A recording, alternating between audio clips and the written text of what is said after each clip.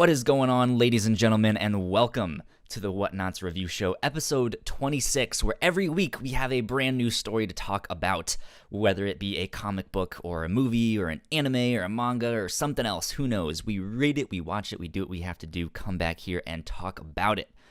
My name is Kyle Springer, and along with me, I have the best of the Midwest, Melissa Wilkinson. Yes, that's me. Melissa, how are you? I'm good. How have you been this week?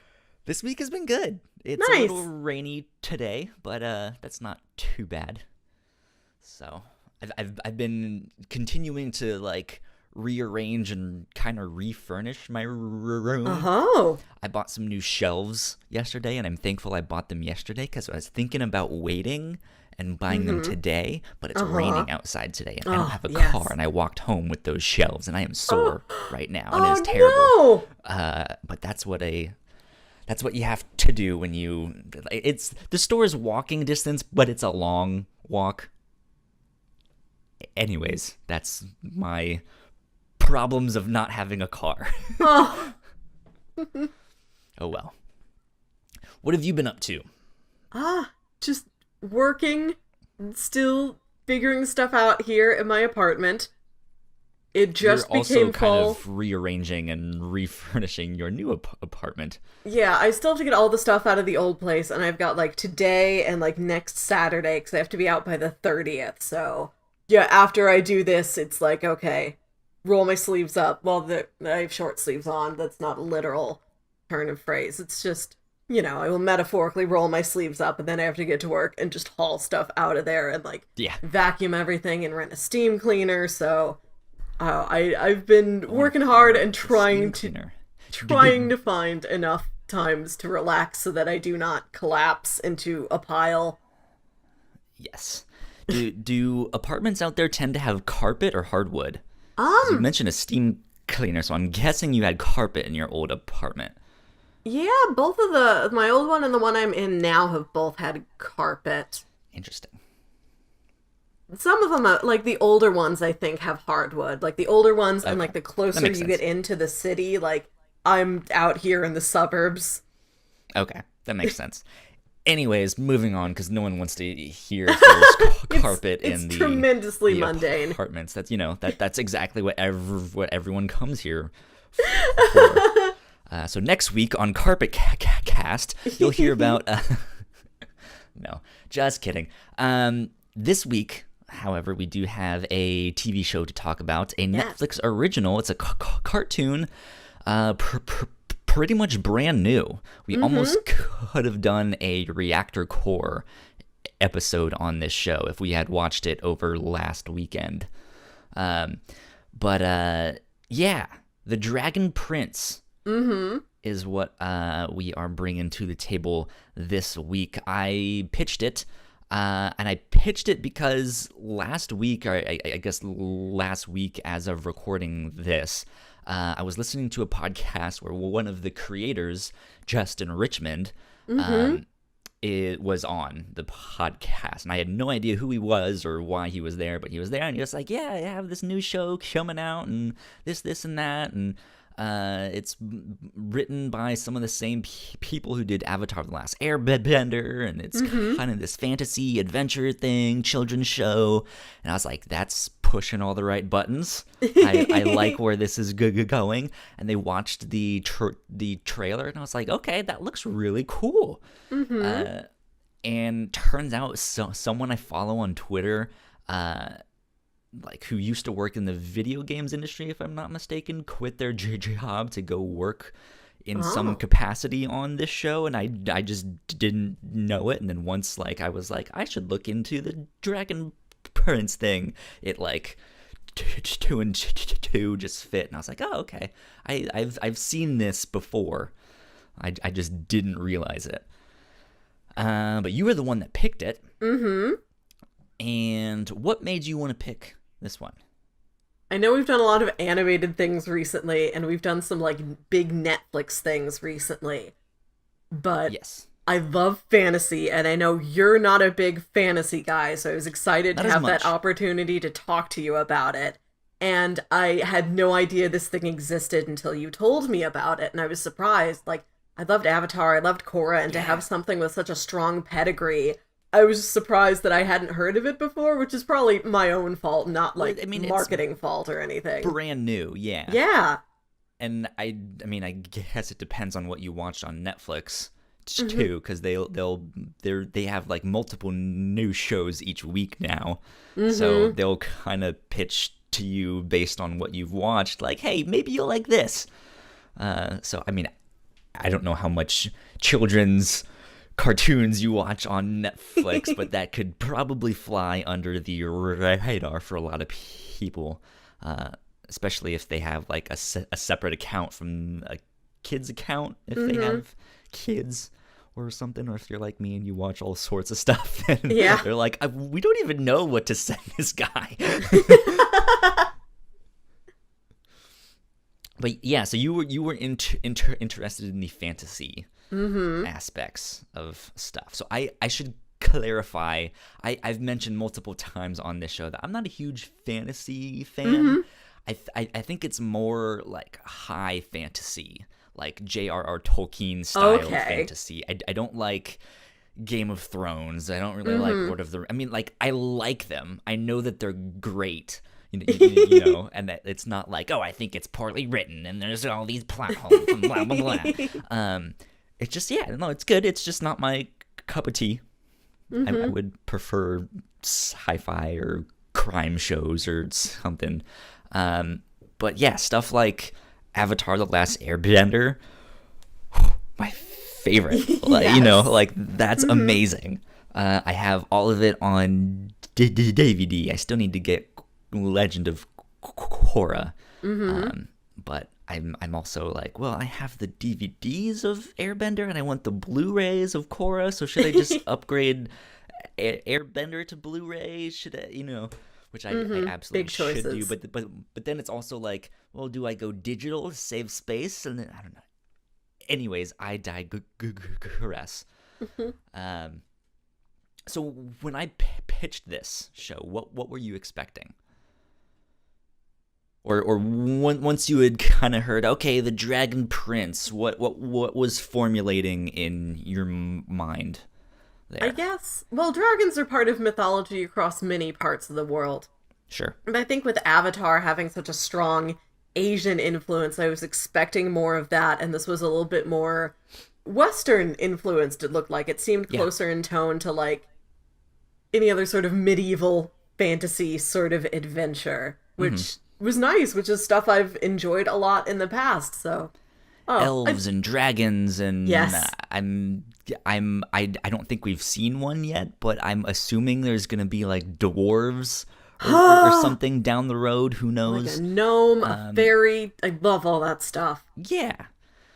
So that was pretty cool. So yeah, so you were thinking a little more of an Asian influence. That makes sense. I think even with the name too. I think a Yeah. lot of people associate dragons nowadays, besides Game of Thrones, with like Asian cultures.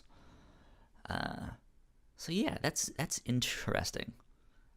I I don't think I jumped straight to Asian stuff, but yeah, once it was like from the same writers of Avatar: The Last Airbender, or from a couple of them, it instantly to me had this like pedigree of like, okay, Yes. like I know it's gonna be a goofy children's show, but there's probably going to be some kind of underlying, like, this is actually surprisingly deep kind of Yeah. thing. Like, that's what I was expecting, because Avatar: The Last Airbender is by far like one of the best shows ever created.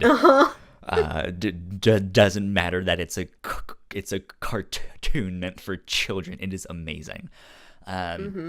Which And- they're remaking it on Netflix. I a did live hear about action. that. That's really interesting, and I'm Side excited note, for that. I screamed no. There's that gif of Michael Scott in the office. Yeah, Where he's just yes. like, no, God, please no. That was my first reaction. But then I heard it's the original creators. Yes. And like So I'm intrigued now. And the first live-action Last Airbender movie was... Don't remind me. Like, it was such a disaster on a level of, like, the Star Wars holiday special. Like, I knew nobody's gonna risk anything like that anymore. So if they're doing it again... I saw that movie in fucking theaters. So I know if they're doing it again, they must be like, okay, we have to do this correctly. So they would not even be throwing the news out there in the world unless they knew they had a very solid game plan. I want to say that Netflix has learned from Death Note, but apparently they're making a second addition to their Death Note things. Their live, well, I guess they didn't produce the Full Metal Alchemist one, but they just did a Bleach movie, which I don't watch Bleach, the anime, but they did a live action movie of that, and it looks the exact same, where it's just like, this is gonna go really bad, isn't it? Well, you can't get better unless you keep trying it again and again and again, and maybe it'll take a couple fail. You know the old thing about Edison making like 1,000 light bulbs before he made the good light bulb. At least with Bleach, it was all Japanese made. It's not like an Americanized version. It's like, hey, this is like it's all in Japanese. It's Japanese actors. It's like the Japanese level of quality that you would expect from them. Might not be as good as American stuff that we're used to in Hollywood. It's probably a lot cheesier. I don't know, because I was super excited about Full Metal Alchemist, and that was not a great movie. But anyways, back to the Dragon Prince. We are diving down all sorts of tangents here. Yeah, so I was expecting like a certain level of quality, and I don't know yet if we got it. But my kind of main reason for saying that is because this was only 9 episodes. Yeah, which is really short. A strange number of episodes to have. Like, in normal, like, American television, there's, like, 13 episodes, and then if those 13 episodes do well, you get the back 9, and then that fills it out to, like, a more usual 22. But I've never seen anyone start with 9 and only do 9 in any sort of television-type medium before. And it did feel like it was kind of missing something a little bit at the end. Like, oh, that's where the season ends. Okay. Yeah, which we'll dive into that more down the road, but let's do a synopsis for people who might not have seen the show before we dive into spoilers and stuff like that. You're gonna have to help me out with this. So, two sides, like there's the elves and the humans, right? Yes. There's kind of this big war, and so they split, and they're two basically giant countries. In the human side, it sounds like there's 5 kingdoms. We only see 1. Yeah. But basically, there's kind of been tensions between the humans and the elves for a long, long time. Because the humans stole the last dragon egg and said they destroyed it, right? Yes. So the elves have been thinking, we have this dragon king that's like the figurehead of our country, and the humans in a war destroyed the egg of the dragon king, and dragons only lay an egg every 1,000 years, so now there is no continuation of our dragon line, and that's been one of the biggest tensions recently in this ongoing war. Gotcha. Okay, so as that's been happening for a while, there's a group of elves, Moonshadow elves is I believe what they're called, that they're kind of like a small team of assassins. Yes. And they're coming to get revenge on the king. They're coming to murder the king and the prince so that they also have no line of succession, which I'm assuming because we've only seen this one kingdom that this is like the head kingdom. This is like the kingdom in charge of like the other four lesser kingdoms. I don't know, because then it was like, well, why just stop at that one? Why not send teams to murder all of the kings? It's Portalis, I think, is the name of the kingdom, and I think we are entirely there. Catullus or Cortalis? Yeah, I think it's Catullus. Catullus, that's right, because they make the mountain joke. It's the Catullus. Anyways, so these elves are coming to murder the king and the prince. And one of the elves kind of grows a conscience. Conscience. I can never say that word. And that kind of screws things up, and things go wrong, and things go haywire, and the prince, Ezrin, who's a young boy, has, I guess, an adopted older brother. Yeah, it was unclear at the beginning. The older brother is the king's stepson, and it's not clear until later that the two princes are half-brothers and not step-brothers. So it was the queen's son, then, if I'm not mistaken. All right, so there's the queen's son from, I guess, previous marriage, or who knows. And then there's, like, the actual, like, this is the king and queen's baby. And they are basically about to run for their lives, but in doing so stumble across what they thought was long gone and destroyed, the last dragon egg. Yes. And so they escape with the egg and the elf that suddenly grew a conscience, and they're kind of on this expedition to go return the egg to the elf people and hopefully stop the war. And that's kind of it. Is there anything else? There's a little bit of political intrigue going on in Catullus, where the king's advisor is sort of advising the king, as is his job, about the war strategies, and there's conflict between them, and the advisor kind of sneaks up higher into power to sort of get things to go his way. Yeah, well, he's looking out for the king, but in his own way. Yes. And then when that goes wrong, he seizes that as an opportunity to climb the ladder and name himself king. So there's some kind of political intrigue going on there as well. What else? I guess that's kind of it without getting too much into spoilery the basics stuff. of the thing, yeah. But there's magic, there's elves, there's giant monsters and creatures and spirits. There's knights. And something else that's really cool that, again, I'm sure we'll get into down the road here once we get into spoilers. One of the characters is deaf and speaks in American Sign Language, and it's actually American Sign Language. It's not just like random hand movements that they made. It's actual, like, you can figure out what they say.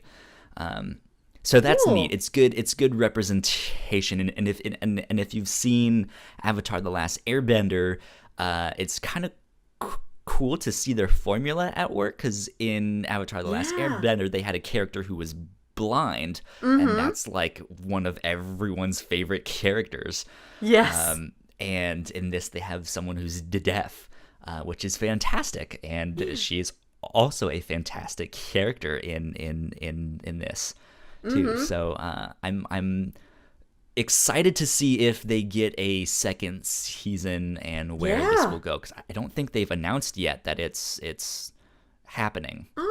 I mean, it's still new. It's only been out for like a week or so as of recording this. But yeah, that was neat. So there's lots of really cool things to like about this show, and check it out. But we are going to dive into spoilers here in just a sec. I'm actually going to pull up some housekeeping stuff. I forgot to pull this up earlier. But housekeeping before we get into spoilers. First things first, we would absolutely love some brand new iTunes reviews. We switched over to some new RSS feeds, so when you go look up the Whatnauts on iTunes or wherever you get your podcasts, if you find the review show, you'll see that there are no iTunes reviews. We absolutely would love some reviews. If you guys have some nice things to say, please help us out and give us a kind review. It really does help us expose the show to new people, stay up on the charts in iTunes. New and consistent reviews always help. Also, go follow us on YouTube and Twitch. We could absolutely use some help over there as well. I think we're sitting around 20 to 23 followers on each of them. I don't know the exact numbers. We're hoping to get to 25 on both of them, which is not much at all. So if you listen to this show as a podcast and you don't normally listen on YouTube or Twitch, please go subscribe there anyways. If you don't have accounts, which you probably have an account on YouTube and you just don't know it, go follow us there. The numbers do actually help. And yes, I mentioned Twitch. Our Twitch is twitch.tv/the Whatnauts. And in fact, you can be watching this show live right now. We are on there live and direct, but if you cannot make the live stream, that's a-okay. We put this up on YouTube and as a podcast the following week. On YouTube, you can just search the Whatnauts podcast and you will find us right there.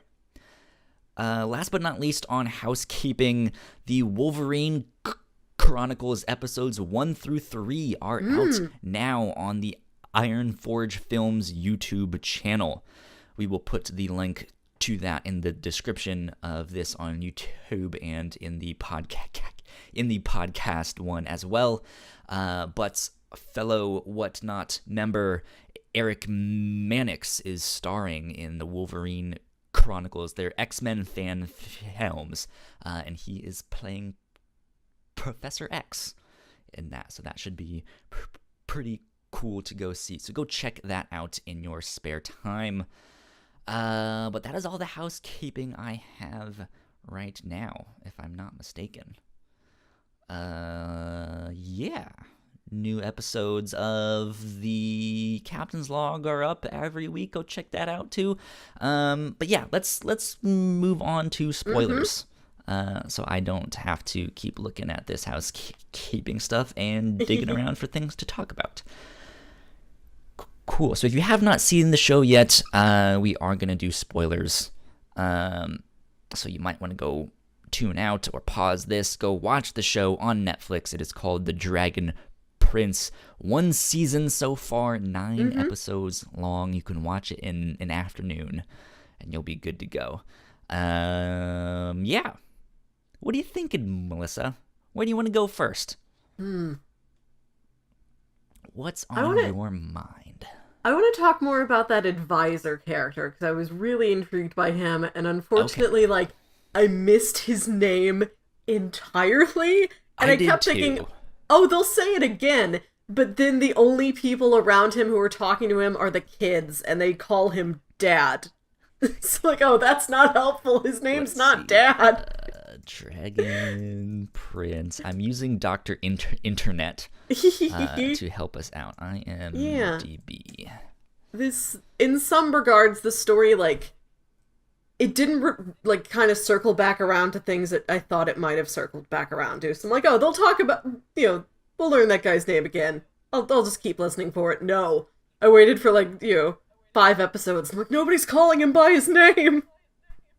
I think it's Viren. That sounds right. Yes. No? I want to say it's Viren, because it's not Callum, Rayla, Ezra, or Claudia, and then Viren, Soren, and Runan. What? Okay, see full cast. Yeah, it has to be Viren. Okay. Because he's the one that's in there the most, and everyone else it's like 3 episodes, 2 episodes. So it's it's not them. I'm gonna go with Viren. Mm-hmm. Let me double check that on the Googles. Viren, the Dragon Prince. Let's see images. Yeah, Viren. Awesome. Yep, confirmed. Yep. Viren. Viren, I thought, was really interesting in that he says it about himself, I'm a pragmatist, and he really is. His mission is always to do right by the entire kingdom as much as he can, and he is kind of the villain of the piece, but he is not, like, greedy for greedy's sake. He doesn't want power just to be powerful. He's like, the kingdom needs these things to happen. If I put myself in that position of power, it will be the easiest to make those things happen and keep people the safest. I feel like it's that disguised as what you said it isn't. If that makes sense. Uh-huh. Because, yeah, he does have that, like, hatred towards the elves. So he is like, yeah, we need to keep them safe from the elves and stuff. But it is... I mean, when you get down to it, he's just a racist, So he's kind of doing this for himself so that he can seize the power and he can make these decisions and stuff like that. And it's kind of to get back this magical power. If we can defeat the elves, we can take back what is rightfully ours, is what he's basically saying. So yeah, I mean, it's still this, like, we need to keep people safe. Nudge, nudge. But underlying, he has this, like, this ulterior motive, I felt like. Yeah, he might have been pushing the safety of the kingdom a little bit more when he was still talking to the king. But I feel like even when he had that, like, elf assassin prisoner, he was treating him fairly civilly, and when he's like, the elf isn't eating, so he goes to the elf and tries to make him eat, and he's like, here's fruits from your homeland. And it wasn't like sneering villain, it was more like exasperated dad, like, you gotta eat something.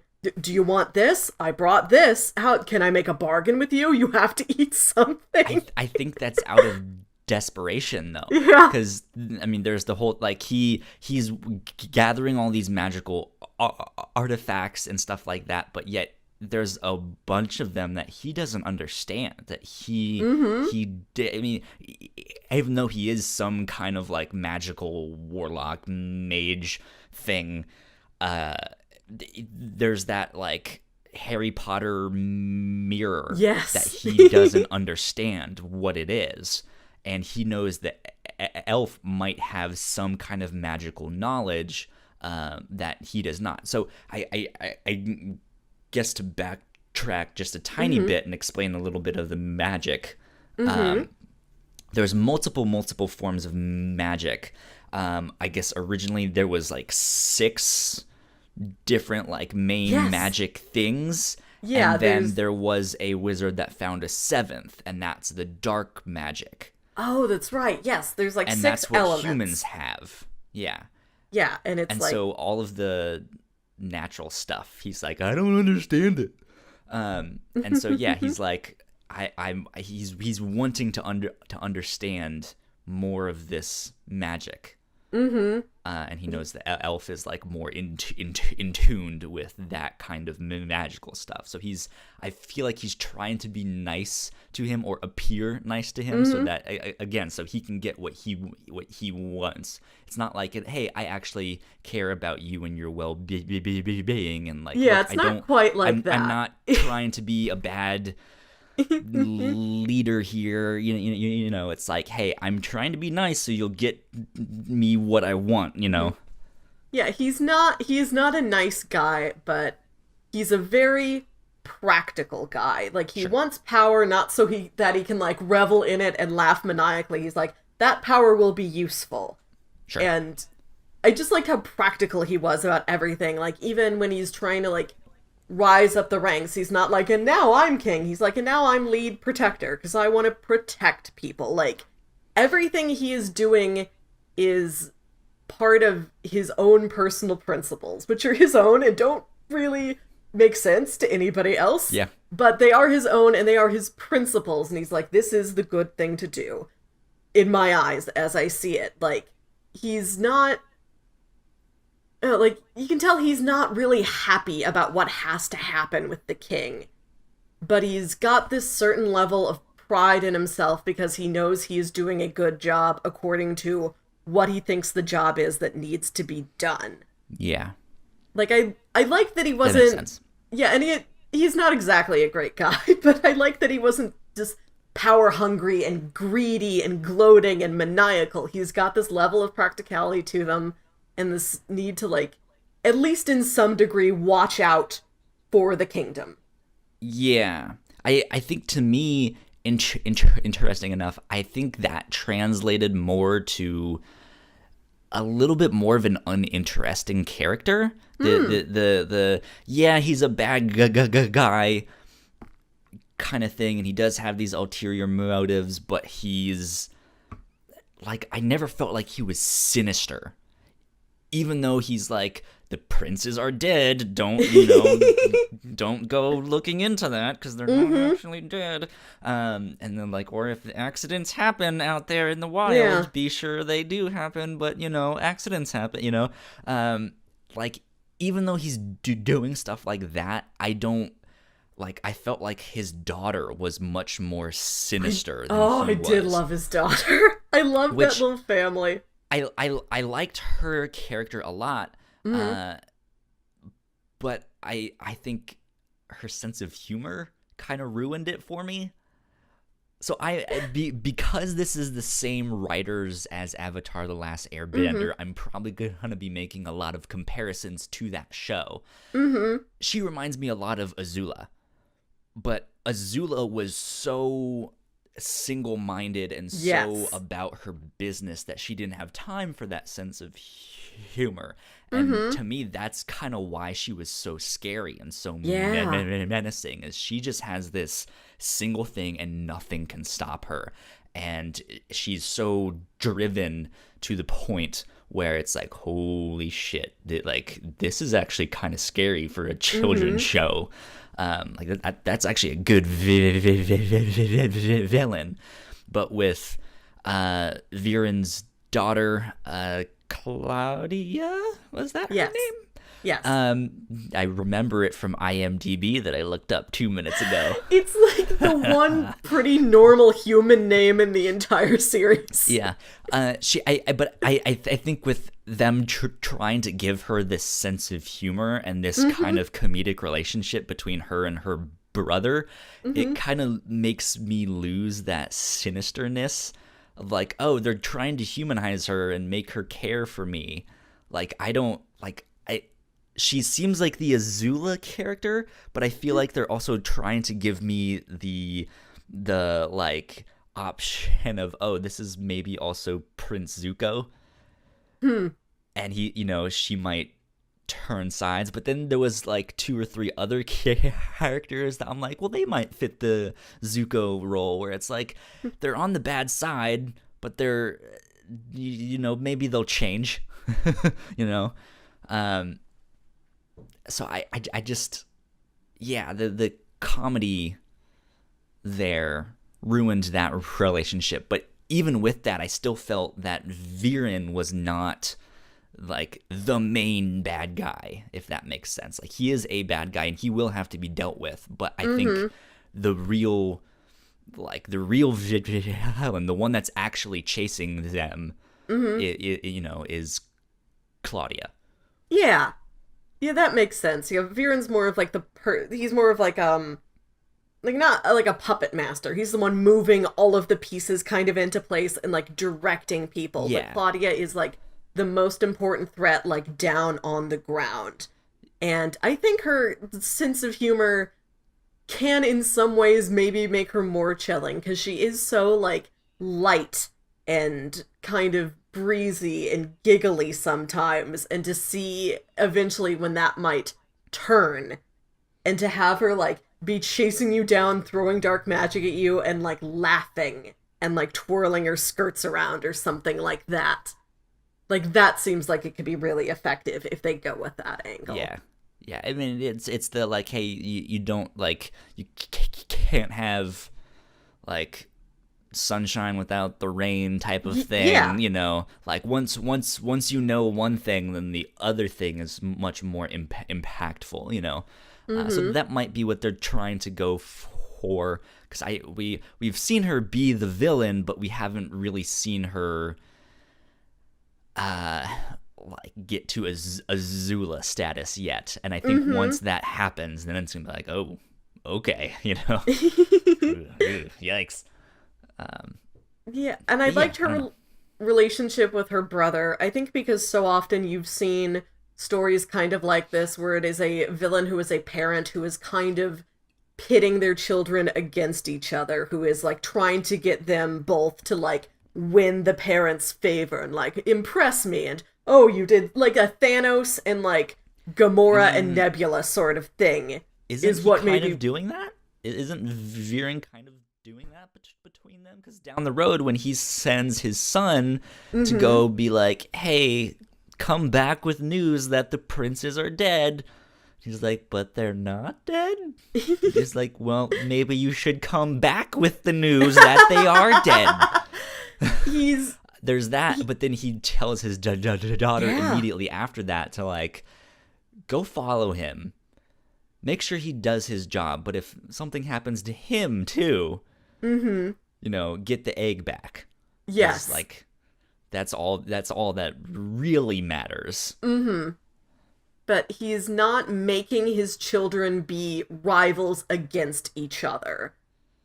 He's giving them both this mission that they have to do in this particular circumstance. And, like, he's not happy about it when he has to tell his daughter, you have the choice between saving the dragon egg and saving your brother, let your brother die. Like, he says it very seriously. He's committed to having to say it, but he's not like, let your brother die. You were always my favorite. You're the more powerful one. Like, they are in bad circumstances, and he is doing bad things, but I could see that in earlier times, perhaps, oh, this is a well-functioning little family unit that is now in a dark place. Like, they've got a basis there of really being a pretty decent family, and I liked that. I liked that the villain family wasn't dysfunctional. Okay. I mentioned the comedy before in relation to Claudia and her brother. Again, I don't remember the name. Soren? Soren, I think that's him. That sounds right. What did you think of the comedy as a whole in this show? There were a couple jokes I really laughed at.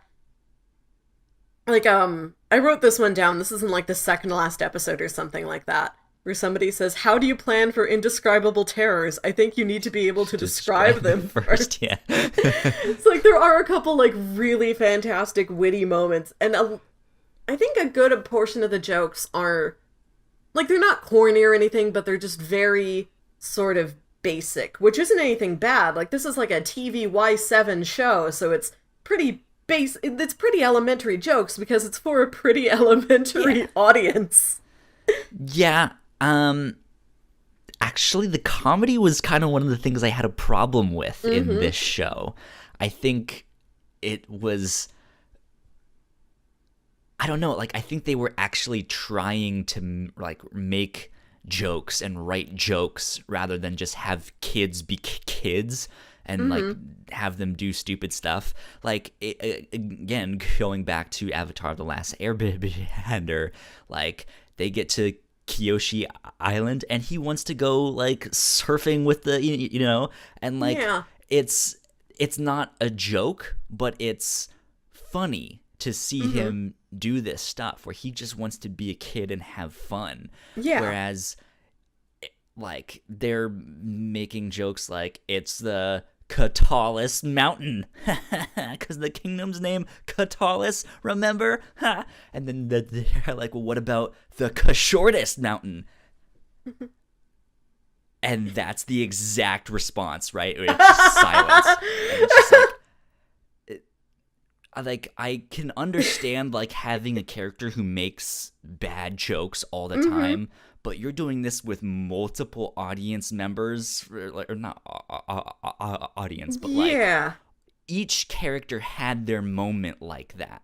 Yeah, which, sure, let's be honest, it happens to everyone in real life, you know, where you're like, I just have this great joke. You say it, and it's like, that did not go over well. Moving on. But I felt like they were trying too hard to actually write jokes. I did kind of get that vibe at some times, and I wonder, like I said, I think that's part of making the show appeal to, like, kids, to, like, keep the kids interested, especially because there are parts where the show gets darker, where it gets more upsetting. I'm not saying that there shouldn't be jokes, or, you know, like, they do definitely need to have that, because you're right, it's a children's show, so I'm not expecting, like, top quality Comedy Central Netflix stand-up special level jokes, right? I'm expecting the jokes to be dumb and silly, but I think there's a difference between, like, having kids be kids and having it be something that a kid would say naturally, and something that an adult is writing to try and sound like a kid and to try and appeal to these kids, you know? And so, like, I think in the first 3 episodes, there's even a joke that is a reference to Game of Thrones, if I'm not mistaken. It was like Game of Thrones or Lord of the Rings. It's something that I know, like, most kids, like, if you're 7 years old, you're not gonna understand that. And I saw it and I was just like, huh? Why? Like, I don't know. Thankfully, they didn't do many of those references. I think it was just that one, but still, it was just like, what? Like, why would you? Like, I get it's a fantasy show too, and there might be some adults watching this that probably watch Game of Thrones, you know. But come on, guys. Like, I don't know. Yeah, I don't think the humor always landed for me either, but. Oh, I appreciated that they tried. I want them to be kids being kids. And even so, here's one. I was just like, why did the episode go this direction? Is when they're in the boat and they finally get down the waterfall and it's calm, you know, and all of that stuff. And they're like, oh, why is the, like, magical glow thing lighting up right now? And then it has the bird's eye view, and you can see this, like, giant fish about to, like, come up out of the water. And there's this whole thing ensues that they get knocked out of the boat, and the elf doesn't like water, but she gets knocked so far that she goes to shore, but everyone else is still in the water, and they lose bait, which is their little, like, pet dragon monster, which he's amazing. Yeah, he's very cute. He's like a big old toad. Yeah.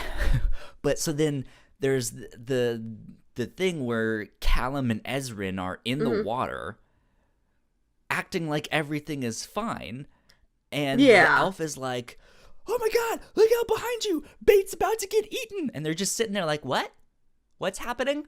What did she say? I can understand, like, the oblivious thing if they hadn't noticed it already, but they just got knocked out of their boat by this giant fish monster that they all saw. Now they are in the water with that same fish monster that they know is in there and is after them, trying to eat them, and it's just like, what? Why is this even happening? You know the monster is right behind you. It's just, you know that being in water may be dangerous. Like, there are animals in there.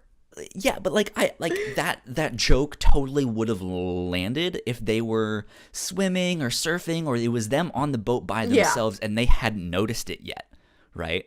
But the fact that they know it's there and we know they know it's there, it's like, this doesn't hit.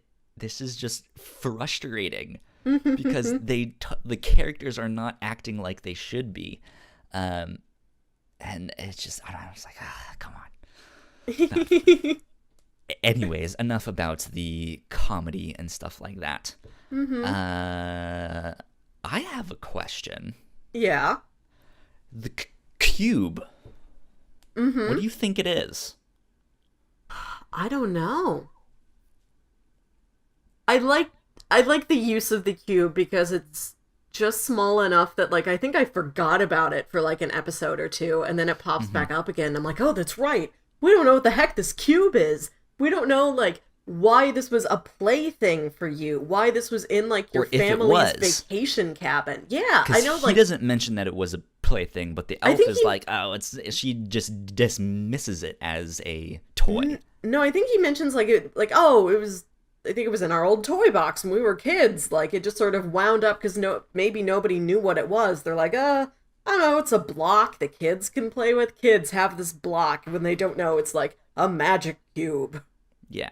So what? Yeah, I'm very intrigued about that thing. What do you think it is? Because I have a theory. I don't know. It reacts to elements when it gets near them. Like, if you drop it in the water, like, the water element side of the cube, like, lights up, and, like, the moon side of the cube starts to glow. Like, the higher they climb, the higher they get into the altitude towards the sky. So, like, it's got this kind of living spirit to it where it reacts and it, like, powers up whatever spell you're trying to do. And okay. I don't know exactly what all of that might add up to. What do you think? So I think it's kind of a magical compass. Nice. He has a primal stone with the, like, storm stone, or he has one of the infinity stones, right? Yeah. I'm wondering if that's what the show is going to end up being about, which if is the case, I kind of have a problem with that. But I'm wondering if the cube lights up when it's kind of pointing in the direction of another one of the stones. Ooh, nice. Because it seems like there was a stone for each element, and if you collect them all, like, because they mentioned, like, hey, that, like, that spell that you do where you can blow really hard, like, yeah, which is ridiculous. And their plan at one point was they had to blow the monster. Yeah. So take that how you want to, but this stone, they mentioned that he couldn't do the spell normally unless he had some kind of wind or a breeze that was already there, and he just utilizes that. But because he has this stone, he can use it anytime, right? So I'm wondering if there's more stones out there, which it sounded like there was, and if they're going to go collect all of the stones to defeat the villains, whoever the main villain ends up really being. And so that, you know, he's gonna be the most powerful mage, and they're gonna have a dragon on their side, and it's gonna be Callum, the Prince of Dragons, not Khaleesi. You know, but yeah, like I'm wondering if it's some kind of magical compass to be like, hey, here's water. Which direction is the, you know, water stone thing? Yeah, I like that idea. I think I don't know if it holds up, though. We'll see. I think that sort of hunt for magic objects is something we have seen over and over again in, like, young adult entertainment like this, and I think this show could do a lot more. Makes for easy adventure. Let's put it that and way. I would be interested to see it because it would get us traveling. Like, I really do want to see other parts of this world. Yeah.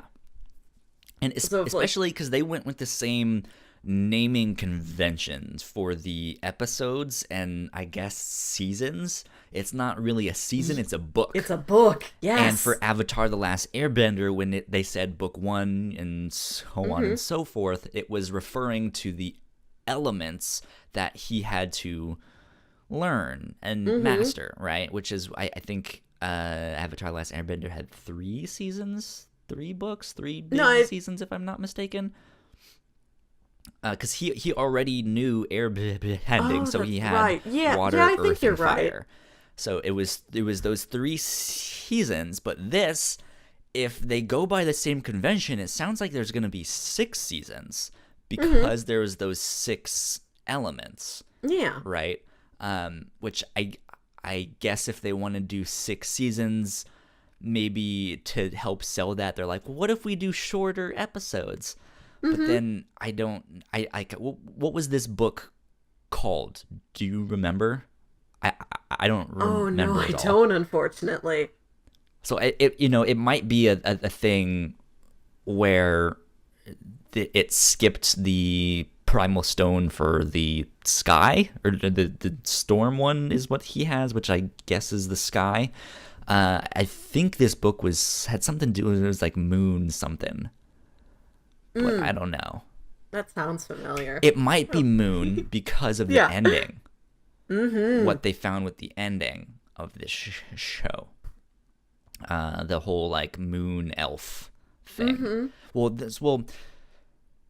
the elves that were the assassins, they're moon shadow elves. But then what was the name of the elf that they found at the end, who they thought was the healer that then hatched the egg? I don't remember her exact name, but I know... Because she was some type of elf too, but they live on the moon. I think... I don't know if they live on the moon, but I think Rayla did call her some sort of a lunar mage. And I think the moon is the element for... Or like the kind of totem, like the symbol. It's their like source of power. Of magic. Okay. Yeah, and that's the branch of magic that can give you illusory powers. So that's why that mage was able to create such powerful illusions that would like last for so long and hold up so strongly. Yeah, so it might not even be that they're searching for the primal stones or that they need to master each element. Because the story, like though the main character is kind of Callum, the story isn't really about him. Like he's just the in character, if that makes sense. He's our like connection into this story of what is happening. So it's not about him learning all of these styles of magic so that he can become the most powerful mage and defeat the evil.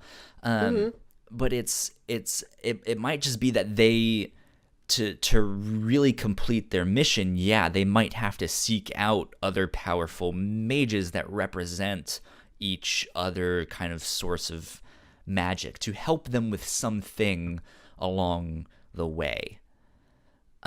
Whether it be to like hatch the dragon egg, or maybe down the road it'll be to put some kind of curse on the enemies, or to depower them somehow. Who knows? But it might be something more like that if it's not about mastery of each thing. Or collecting all of these stones. Which would maybe work better, because my idea that like, he has to collect the stones, I was like, if that's what this show turns out to be, I kind of not the fact that it's like, okay, the Avengers have been doing the same thing, but just the fact that they say their mission is to return the egg and have that be the, like, once they return this egg to the elves, story's done, the war is over, we can all go home, right? So if it turns out to be, it's not really about returning the egg, it's about going to find all of these things so they can defeat the bad guy who's stopping them from returning the thing, like, that was like, okay, it's kind of a bait and switch. No, yeah, I think No pun intended. I think the stones and the pursuit of the magic is just it's mechanical. It's just a vehicle to keep like the story moving forward. And the story Yeah. uses magic, but it's not about the magic. It's about all the character interactions and it's about trying to bring this peace, trying to like right the wrongs of the past or like reveal, oh, this thing you were upset about, it wasn't what it looked like. Here, let us help explain this to you, and hopefully you won't feel the need to wage a war anymore. It's a lot Yeah. about like learning and understanding. Yeah. Yeah. Um yeah, I mean we'll see how it plays out if they get a second season and stuff like that, or 5 more depending Yeah. on what they do. Um but yeah, what was I was about to ask you something else, but my mind totally went blank. I you mentioned like, oh, the show title of the show is The Dragon Prince, and I like how that's kind of got like some multiple levels to it. Like there's the It literal does. son of the king dragon, and then there's Ezrin, who we learn he doesn't just have a close bond to animals, he can speak to animals, so he's gonna learn So really mind melt with that dragon. my first couple thoughts was that somehow Prince Ezrin is not really blood related to the thing. Like somehow maybe he is a dragon, because in a lot of dragon mythology they can shapeshift. And so what if he is this baby dragon that is like under the spell to permanently be a human? Oh, he's a changeling? Yeah, and well, I mean, it's not that like he can change at will. There might be some kind of thing, like because he's been separated so long, he's stuck as a Yeah, there's human, a or he's difference under some between kind of curse. Yeah, there's a difference between a shapeshifter and a changeling. Okay, that's beyond me A because I'm not the changeling fantasy is expert. Yeah, a changeling is in sort of fairy mythology, like and I understand this very loosely. The details of it I don't exactly know, but like a changeling is like a fairy child who has been given human form and just swapped out, and the fairies have just run away with your actual human baby. But this little fairy baby is going to grow up looking exactly like a regular human baby, but Thinking maybe they're a human like too, their yeah. eyes will be a weird color or something like that, and they'll act Why are weird my their ears whole life. pointy? Yeah, they'll just have a quirk or two like that. So yeah, that would be a really fun wild twist if Ezrin was a changeling. Yeah, so like that was my first thought, and then I was like, no, you know what? It's bait. It has to be bait. What if bait is a baby dragon, and they just don't know it? Because Yeah, we didn't. it's like this ugly duckling of a dragon. It's like it's this like super adorable chubby baby. That would be amazing. But yeah, I guess it's some like weird toad thing. Yeah, we didn't see any other creatures like bait. Like he was the only one of his animal race we got to see. They mention it when they're in the boat that he is a something. I forget exactly what they say. They call him a glow toad. Yeah. And they're like, he's supposedly really delicious. But like early on, I was like, oh, well, maybe it's not Ezrin. Maybe he's, he just has this pet and he doesn't realize that it's this like ugly duckling of a dragon. But that turned out, it just hit me as we were talking, actually before you mentioned the title of the show. But yeah, the Dragon Prince is kind of blatantly referring to the dragon that hatches. Like he is like it's like the elves worship this dragon as a king, so the one that hatches would be the Dragon Prince. So And then- I it was as we were talking earlier on, I was like, oh yeah, I guess he would be a prince, wouldn't he? Yeah, we have a literal dragon prince. We have Ezrin, who is like a prince who is so very closely connected to who we imagine may be very closely connected to a dragon as they grow up together. Yeah, as and then Khaleesi Callum is the mother of dragons, as Ezrin is the dragon prince. And it'd be neat to see if Ezrin eventually became so good at some sort of like maybe flame sort of magic that he could almost breathe fire like he was a dragon. I don't think he's going to have any kind of fighting power. I think he's literally just going to be the mediator. He's going to be the one that will know how to talk to the dragon and will just like, hey, here's what's happening. Here's what he says. What do you say? Okay, well, he just said this thing. You going to let him call you that? Really? Come on, you know? So yeah, we'll see. We'll see what they do. And then another question I had thinking about this royal family is I'm very curious about. I think we got an appropriate amount of information about their mother. Like that seems like just the right amount for a season 1 of what could be a 6-season series. I'm actually not very curious about their mom. I am. I'm into because I like that who's royal the baby family. daddy? That's what I want to know. Yes, and that was another thing I was wondering. Like, what is her background? Is this a world where royalty tries to marry other forms of royalty? And if that's the case, if she was, a royal member of another family or another kingdom somewhere, marriage. Yeah, well, it seemed like they really loved each other, but it might have been like, oh, we married for love, but I was really only looking for people in my, same status level. I was looking at other royals to marry, and I fell in love with you. So, like, if that's the case... Are royal looking for royal? So, if that's the case, is Callum's dad also... on Craigslist. KLQ, king looking for queen. Is Callum's dad also a royal of some kind? Like, does he have, like, multiple branches of some royal family, like, running through his blood? Like, will he be called upon by some other kingdom? Does he have some sort of blood loyalty that lies to some group we haven't even met yet? Yeah. Yeah, that could be fascinating. Because he does have that little bit of tension that what he is if he's only related the king to Rey in Star Wars? We don't know her parents either. I mean, you never know. No, I'm kidding. There's that tension that he has that he is only the king's stepson.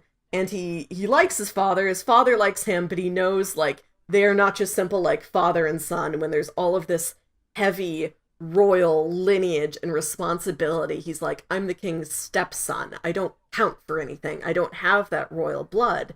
Is he gonna have the call of other royal blood that he might have to some other kingdom?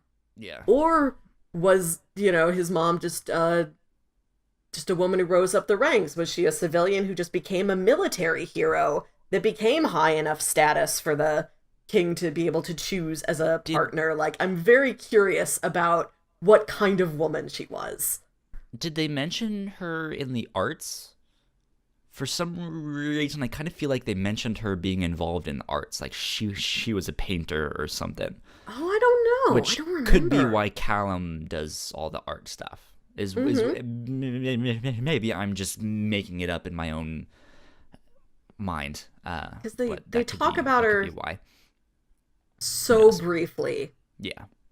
Because her sister, let's talk about this. Yeah. God, what is her name? Do you remember her name? The general? I think it's like Amaya or something like General that. Amaya, I believe that's correct. I was just on the IMDb and where is the thing? Characters. Why did I go to that website?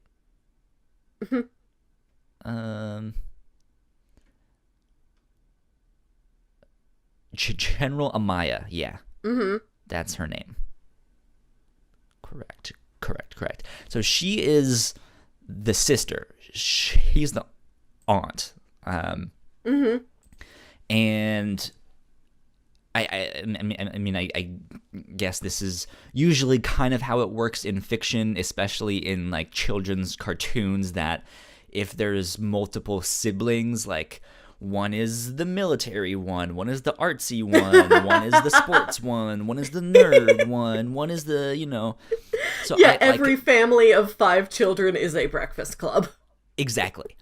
And so that's why I'm kind of wondering if, like, okay, if Amaya went the route of military, maybe she went the more scholarly route or the art route or I could something see that. like that. But General Amaya, let's talk about her. What did you think of her when you first saw her? First I thought Aunt was like an honorary title. It wasn't until they you're like part of the family, even though you're not. because like she doesn't, like, you look at her and the 2 boys and like none of them really look anything like each other unless you look very closely, and you're like, I guess that that feature's kind of the same shape. But so I thought it was like an honorary title, and I'm like, oh no, that's cool that she's like their actual blood aunt. That's fun. Yeah. I liked her a lot, and I'm very excited to see what she can do. Like, she's got such a commanding presence, and like, I know we have yet to learn about all of her history, all of her stories that have made her like as posing a commander as she is. I'm very excited about her. Yeah, she's the strong military leader that is very loyal to the royal family. It's kind of like I forget the name. What are they called? What are they called in Black Panther? The like royal guard. Yes. I'm spacing out on their name there, but they have a name for that like special royal guard. That's I have like a handful to the throne. I have like a handful of syllables, and I don't know if I'm combining them correctly. It's like the Dora Milaje or something. Yes, that is like right. That. The Dora Milaje.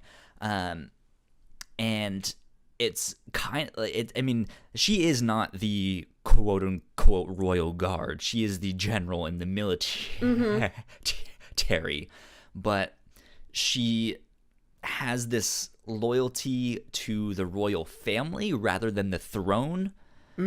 So she like it's both like her duty and that blood loyalty too. So she's doing her job of chasing down the prince, and she often appears to us as this obstacle, as not necessarily a villain or a bad guy, but as as an antagonist, right? Yeah, but she's definitely. Go ahead. She's definitely like a force to be reckoned with, like exactly. And like our protagonists know, like they can't. She's such like an immovable object that they're like, we can't explain this thing to her. Like, we know she loves us, but we're not going to get her on our side. We have to kind of evade her for right now to finish what we need to get done. Well, she's so, they know her as the good soldier. She's following orders, but so much so that they just don't think she would understand. Like, no, we actually have the dragon egg, and if we return it, the war is over. Like, you don't have to do that, And she's like, well, my orders are gonna be this, so they know that it's not gonna really work out the way they want it to. But she also reminded me of the like Zuko character, right? She is the one that's focused on this one goal. I need to bring back the princes because they're in danger. They're my family. Like, this is my mission, and I'm going to stop at nothing to complete my mission. But at the same time, they're like, they're family and they love each other. So, it's like, if she can only understand, 100% that she will be on their side.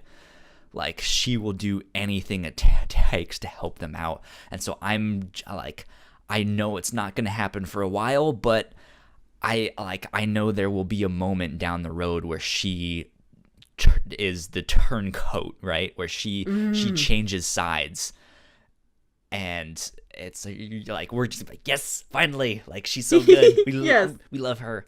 And yeah, and I think that's going to be a fantastic moment once that actually happens. But we haven't even mentioned it yet, which I think is fantastic. I mean, I guess we did at the start of the show, but General Amaya is deaf. Yes. And she speaks entirely in American Sign Language, which, when I mentioned it at the top of the show, surprised you. Well, I only in that I could tell, like, oh, that is real sign language, but I can't, like, I knew, oh, they're not just waving their hands around and making a show of it. That is real sign language, but I don't read or speak or understand American Sign Language. Neither do I. The only thing I was confused about is, well, I don't know if it's American. This could be another form of sign language. Like, I can't tell. I just know it is a real form of sign language. This is an American-made show, so, you know. But, yeah, like, I guess I don't really have any concrete examples, so I could be wrong, but I feel like if there are characters out there who use sign language, there's a lot of times I feel like that they don't take the time to actually animate them actually saying what they're saying, but they just have their own made up language. It's like, hey, when I do the that means something else, right? It's our special code word for this. But no, they I don't speak Americans. I guess I don't know how to sign or do American Sign Language or understand it. So to me, I didn't even recognize it as like, oh, it's sign language, but I don't know if it's a real sign language or not. And so I Googled it. I was like, is she actually signing? And yeah, sure enough, they're like, yes, it is American Sign Language. You know, if this is a show that you are watching and you too are deaf and you know American Sign Language, you will know what she is saying. Yeah, and which is fantastic. And I like that there were a handful of points where what she was saying was not interpreted to the audience. And apparently they did that on purpose. Yeah, I thought that was really neat. Like, I have not yet gone and, like, looked it up to find out what it was, but I liked that touch. Yeah. So I remember the two times that stand out to me when it's not translated. There's one when she's at the grave of the king, and she's like saying her prayer and paying her respects, which apparently she's saying something along the lines of, like, I will look after your kids. I will keep them safe. Like, this is my duty, like you can rely on me. That type of thing is what she's saying. And then there's another time when she turns to her interpreter, Commander Guren, I believe was his name. Yeah. And she says something to him when she kind of dictates that he's going to be the one in charge of going after finding the kids. And from what I understood, because that was the thing that I looked up, like, what is, like, is she actually signing? What is she saying? And it's something, again, I don't know exactly. And apparently sign language, you can have multiple interpretations of the thing. It's not an exact word for word thing, but it was along the lines of, hey, I trust you with my life. Like, you are my savior. You can get this done. I have faith in you. Which is kind of telling of their relationship, because he's kind of a klutz. He's this I like loved bumbling him too. interpreter, and when he's caught, he's like, "Hey, I'll have some food too. You can feed me." Yes. No, okay, I very good. I loved him because it's like 2 episodes before he says anything on his own that is not interpreting for her. And I didn't know at first, like, oh, is this somebody who is going to grow and become like a more fully realized character, or is he just her interpreter? And, she's the leader of a military company. Does she have, I mean, I assume for practicality purposes, she probably has a lot of people in the company that can interpret for her. But is he just like the person she has picked right now? And the next time we see her, she might have a different person in the company that's her like lead interpreter, who's the next person at her side. But I did enjoy, okay, he's getting more of his own character. And I'm glad to hear that you looked that up, and it does seem like they do have a very special relationship to each other. He was supposedly Commander, again, I just forgot her name. Amaya? Is that right? Yes. Apparently she was not originally deaf when they were first writing the show. And then, and then one of the writers was just like, what if we make her deaf? And then they did a whole bunch of research and talked to a bunch of people and stuff like that, and put it in. And I think she's a fan favorite. Yeah, like I loved her. I'm interested to see where her story goes and where she fits in all of this. And one of the things that came up, I did just on the brief Google search that I looked up, people were wondering if she was mute as well. Yeah, that's true. Like, we don't get a demonstration of that. We don't necessarily, because there is times when she has her back turned, and so we know she's the thing that I saw, it was a Reddit thread, and they were wondering if she was, in fact, it was like, is she deaf? Is she mute? Is she deaf and mute? Is she all of that stuff? And there was like, there's a time when she has her back turned to Viren, and the interpreter has to sign for her. So it's like, okay, so she's at least deaf. Yes. But we know she can read lips as well. But when she was also being like, hey, I want Commander Gren to be the one in charge of the op to go get the prince's back, she would then be without her interpreter. So she can at least survive enough, get by enough. I mean, she's well known enough that if her back is turned, they know that she won't hear her. Yeah. But it was like, it was one of those things. There was other instances where she's kind of reacting to sound in stuff, so maybe she's only hard of hearing and she's not completely deaf. So there was some debate there. I like how there's dimension to this that we are going to get to learn about. Yeah. And I also like, there's also kind of a question of, was she born with this? Did she acquire this perhaps from some sort of illness, or that like really damaged her systems? Is this battle damage? Like, was she too close to an explosion? She also has a scar over her face, and you could get a scar from all kinds of things. Like, oh, maybe that's the same thing. Maybe that's a shrapnel scar, and she can't hear anymore because of, explosion are very loud. Yeah. Yeah. That could be it. Who knows? Yeah. But I think she was a fantastic character. Yeah, we've been talking for a little while, but there's one more major character. We haven't really touched on Rayla very much. I liked Rayla a lot. What do you think of her? I like her. I like that she's so expertly trained to be an assassin, which was surprising, first of all. Like, you told me about the basic pitch for the show, and then I looked it up on my Netflix, and it says, like, 2 princes and an assassin. And I'm like, hold on, there's an assassin in this kid's show? This just got dark real fast. I like that she has all the training, and she understands what it is for, and the role that this mission plays to her culture, and she wants to do right by her culture, but it's not within her, and she feels kind of bad about that. And I like Yeah, that she once has she knows the truth, it's like, well, yes. the mission now means nothing. The Yeah. better mission would be to get the egg back. And she is everything she needs to be so ferocious.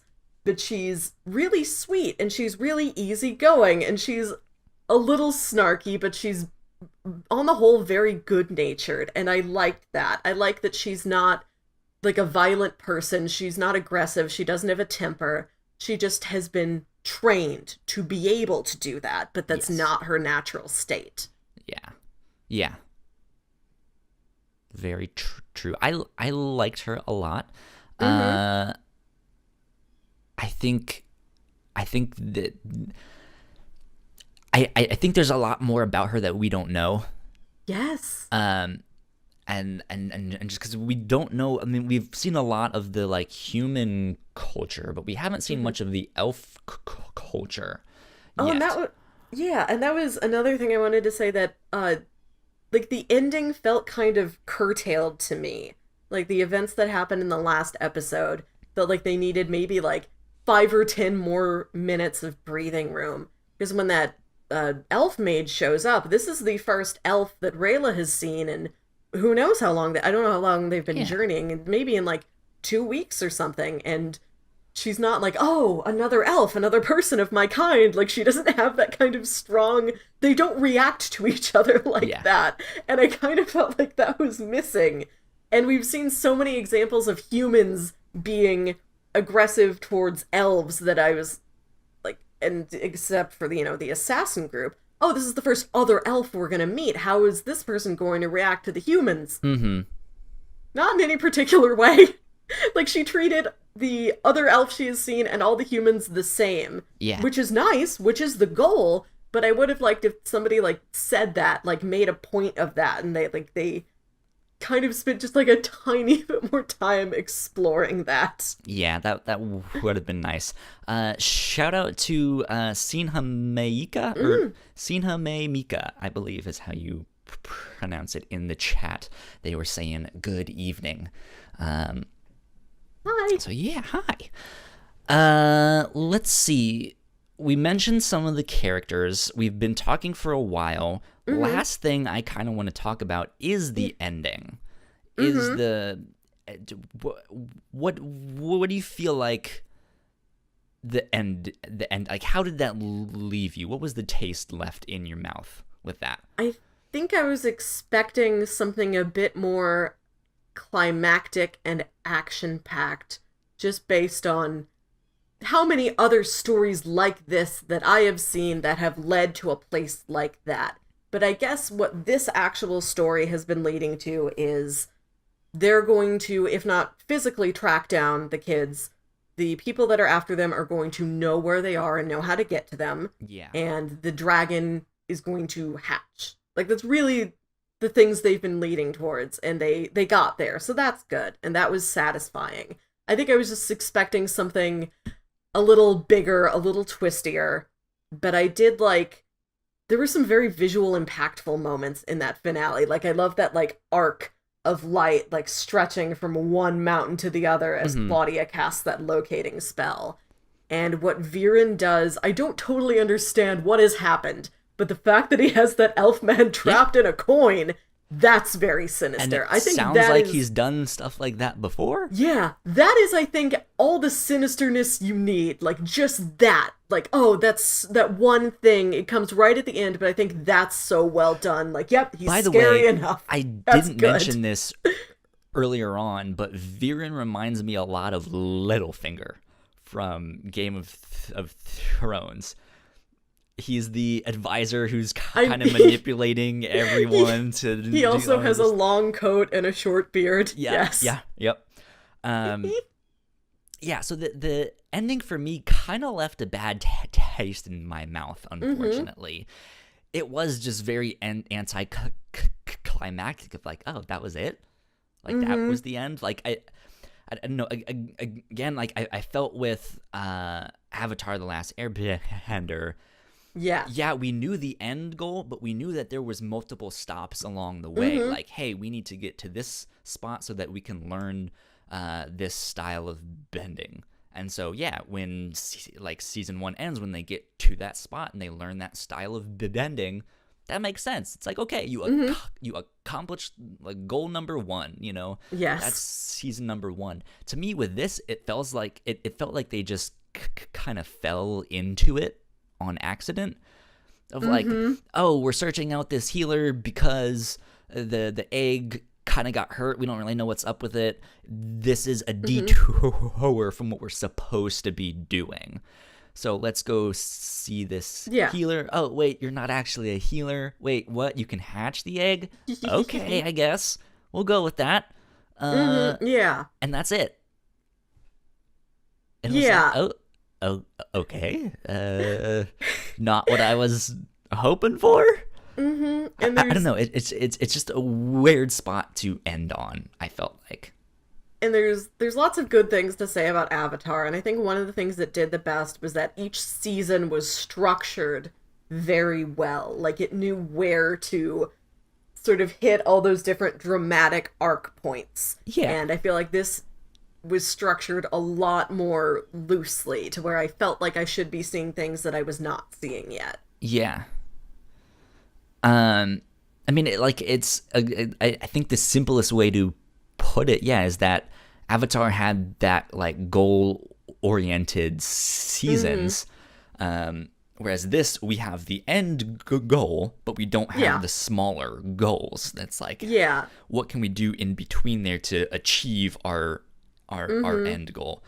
And I again, getting back to my kind of theory, the Infinity Stone theory, like if they had mentioned and made that a more prominent thing where it's like, hey, we need to collect these stones to be able to even like get back to the elf kingdom, that would make sense, where it's like, okay, maybe we collected 2 of them in season 1, or maybe, something like that. Or just some smaller goal. Hey, we need to complete this thing so that we can get back there and complete our end goal. Yeah, their plan has just been keep going until we get there. Yep. And they have traveled a distance. The egg is still safe. It is, in fact, now a living dragon, which was not in their plan originally, but it seems like now it will be helpful to them. I think the only goal that was closed out was Rayla has that bond bracelet off of her wrist. Yeah, which, I mean, that could have been season 1. So, like, how can you make some kind of conflict with that? I mean, they do. It's slowly tightening to know that. But maybe, like, I was hoping for some kind of confrontation with Claudia. Like, have Claudia be like the season finale villain, like she's chasing him down, or Commander or General Amaya, right? There's a big fight with Amaya, and in that fight, maybe that's when the band comes off. Who knows, But yeah, it was just a very anticlimactic ending. No real confrontation there. It was just serendipitous. Well, gee, thanks. We're going to keep going this way now. And I also wonder, since 9 is such kind of an odd number of episodes to have in a season, if there was something more planned. If there was a episode 10 to kind of put a stronger cap on the end of it, and due to various time or budget concerns, it wasn't able to pull together all that well. Yeah. We should talk about the art really fast. Again, I know we've been talking for a while, so we can keep it short. One thing I do want to say before the art, though, I don't know about you, but I felt this show was also very slow to get started. Like, I felt like it took the first 3 episodes for us to figure out what was actually happening and what was going on. Avatar the Last Airbender, if I'm not mistaken, took 2.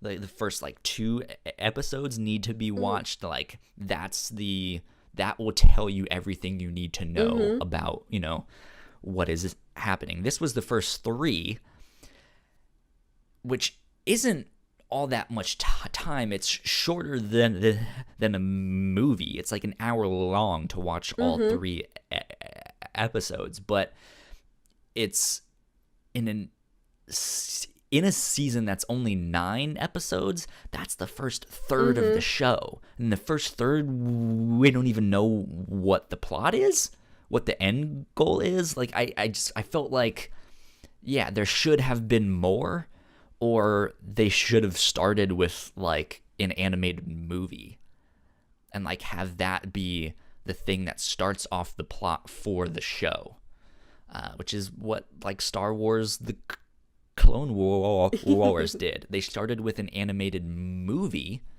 and that's basically what set everything up. And then they went from there. So, anyways, I think that could have been better as well. That was a little disappointing. What did you think about the art, though? Let's talk about that real fast. I liked the art. It does have that kind of slightly odd, like, cel-shaded look to it, where they're like, they have the design of 2D characters, but they, like, move like a 3D character does. But I loved all the designs. The settings were beautiful. I liked the variety of different characters that we got to see. And I like the effects that were used for the magic. Like, in the last episode, there's, like, this swirling storm cloud, because a dragon has to be hatched in the eye of a storm. I thought those looked really cool. Yeah. It's this mix of, like, computer animation and, like, 2D lines to make it look like a 2D animated thing.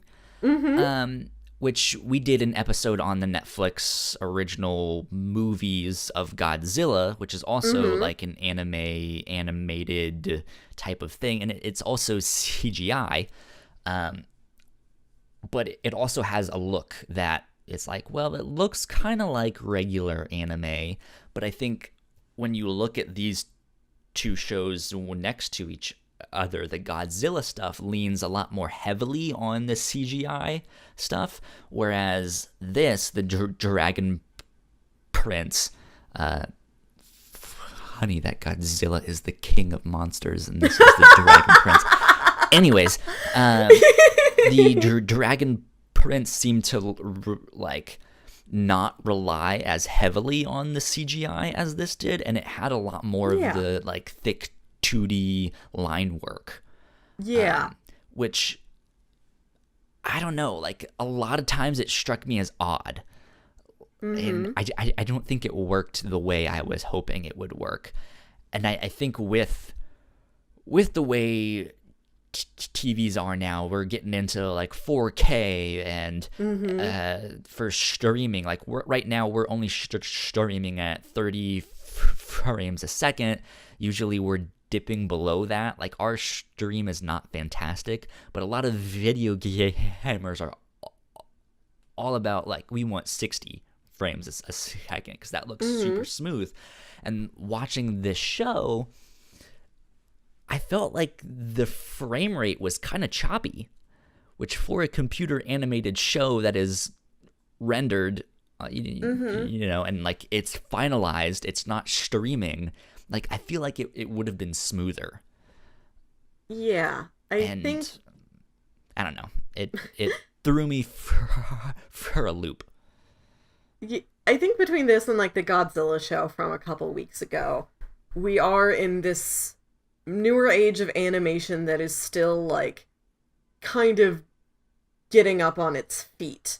Still learning how to use all the technological benefits of the computers with, like, the old 2D animation visual style and have everything it's a choice. Run very smoothly. Yeah, because they can make Pixar styled stuff. They can make all sorts of different animation style stuff. Even a lot of anime today is digitally drawn and animated on the computer. So it is this computer animation, right? But it's just 2D. It's the, like, hey, we want it in 3D, but we're gonna stylize it with these like these outlines and this line work to make it look like a comic book, or to make it look like what you know as anime, right? It's like the Telltale game studio, which sadly enough, as of recording this, it was like yesterday or the day before Telltale just shut down. But they were the ones that made all like the Walking Dead story games, and they made some Batman stuff and some Game of Thrones stuff. But it was very, very much this, hey, it's like a 3D video game animation thing, but we're stylizing it to make it look like a comic book. So it has these kind of heavy lines on it and stuff like that. And it just, I don't know, it looks strange. Yeah, we're all learning. We're all adjusting. Yeah. We'll get there one day. That's kind of all I have to say on the art and story and stuff like that. Yeah. I think it's good. I think a lot of people, I think a lot of people will thoroughly enjoy this. I think there's a good number of people that might not like it as much. You know, there's enough of it that's like, I don't know if that's the right choice. That I think it might not be people's favorites. But it was so short though that it's just like I'm like I think it's hard to judge it because it was so short. Of just like, well, shouldn't there be more? I want more. What is season 2 gonna do? Maybe that'll open the door. How many seasons will there be? I don't know. You know, so we'll see. We'll see what happens. Maybe it'll be a never-ending show, and it's just forever. They're constantly journeying. You know, who knows?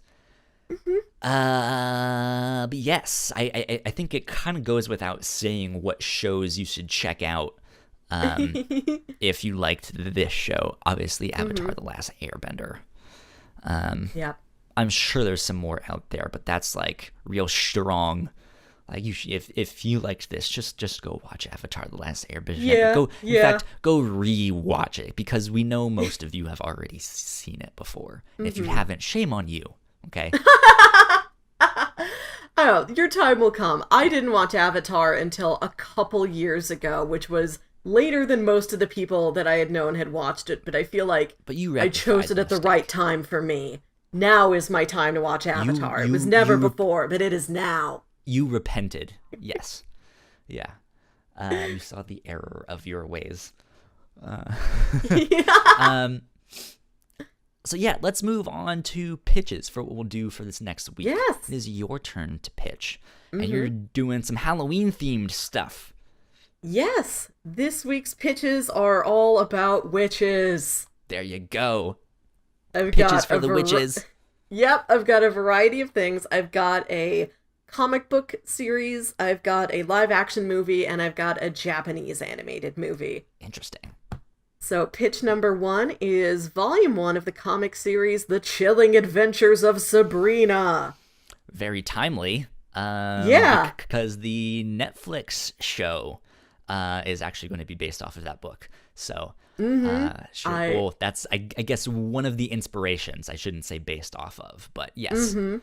I have heard. And that was things. A really cool-looking trailer, and I remember watching Sabrina when I was a kid, and I'm interested to see what is this new comic adaptation that takes it more into the horror and less in the fun fantasy sci-fi like sitcom Afterlife area. With Archie?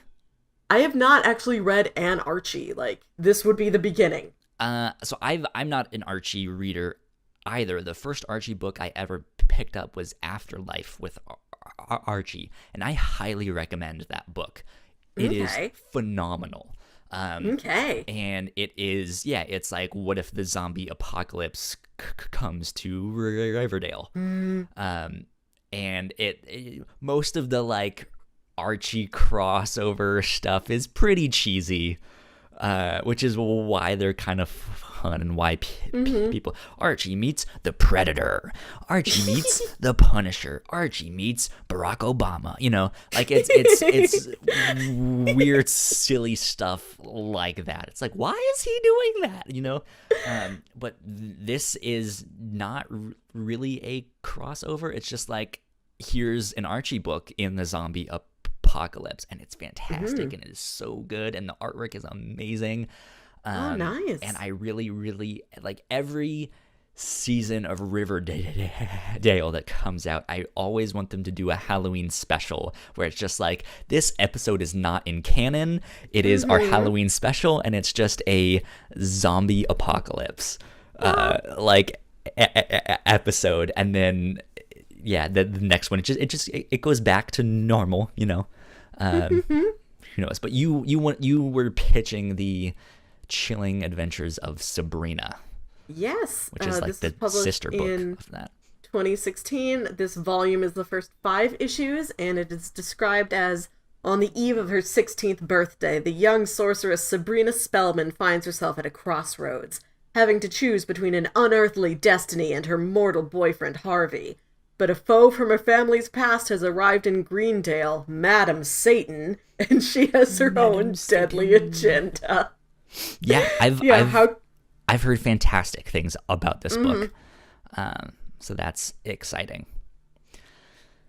What do you got for pitch number 2? Pitch number 2 is a movie from 1998 starring Sandra Bullock and Nicole Kidman called Practical Magic. Never heard of it.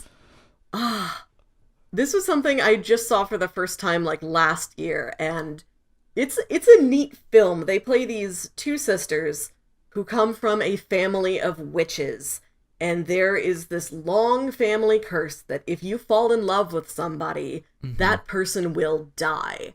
Oh, they wonderful. might live for a decade, who knows, they might die next week, but they will die.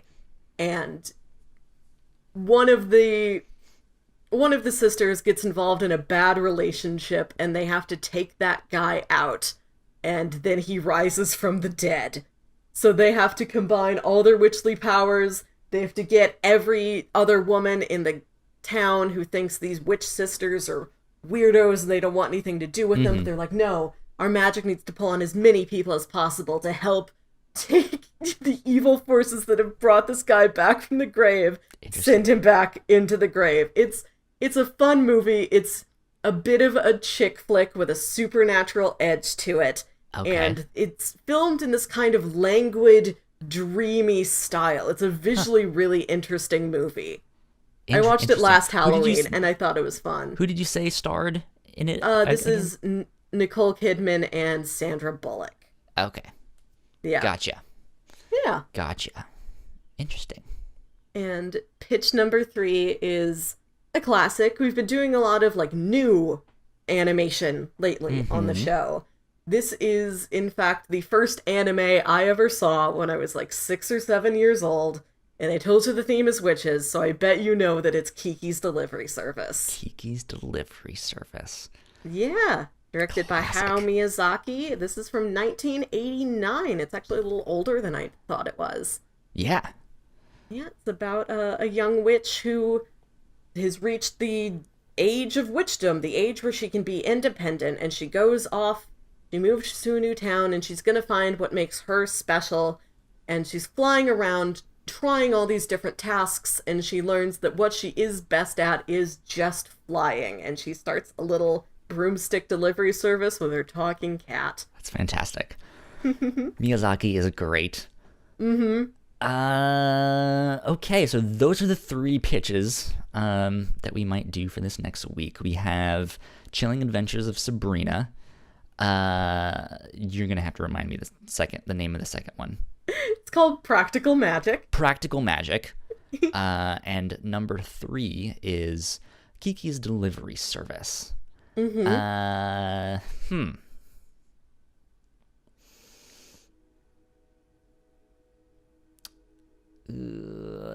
feel like we've done a lot of like TV and movie stuff, so I think I might go with the comic and do Chilling Adventures of Sabrina. Awesome. I'm very excited to find out what this thing is. Especially with the Netflix show coming up soon. I kind of want to read that book and be educated on all of that. It's neat. It's a sister book of the Afterlife with Archie. It takes place in the same universe, if I'm not mistaken. So cool. I'm excited. Yeah, this will be a fun one, and this is on Comixology Unlimited. Perfect. So if you guys have access to Comixology Unlimited, it'll be on there for free. I guess you're already paying for a subscription if you have that, so it's not technically free, but Volume 1, if you're looking to go buy it, shouldn't be more than like $10 or $15. Yeah, I think it's on like Comixology for like $8, something like that. It's 5 issues, so it's not a super long one. Cool, sweet. Sounds good. That is what we'll do for next week. That's what we will be chatting about, talking about. So go read that on your own time and join us next week. That would be fantastic. We do this show live every Sunday afternoon at noon Eastern time if you're in the U.S. And yeah, we hope to see you guys there. If you cannot make the live stream, this goes up as a podcast and on YouTube the following week. So you guys can always catch it late, too. That's not a big deal. If you guys liked this show or any of the other shows that we do here at the Whatnauts, looks like something just fell in the background. You looked at me like, my pen just rolled off the desk. Yeah. It's not, it is perfectly safe. It is a pen, but I'm just like, oh dang, background noise. No, you're fine. If you liked this train wreck of a show or any of the other train wrecks that we produce here at the Whatnauts, you guys can support us on Patreon for as little as $1 at patreon.com/thewhatnauts, and you guys can get access to our episodes early, which is also super fantastic to get. You can listen to them before anyone else, and I think there's a few other things on there as well. But the more support we get, the bigger and better shows we can do. We can make all sorts of cool new stuff, get new equipment, and make everything run a lot smoother. But yeah, I believe that is it. This has been episode 26 of the review show. We will see you guys next week. Adios. Bye.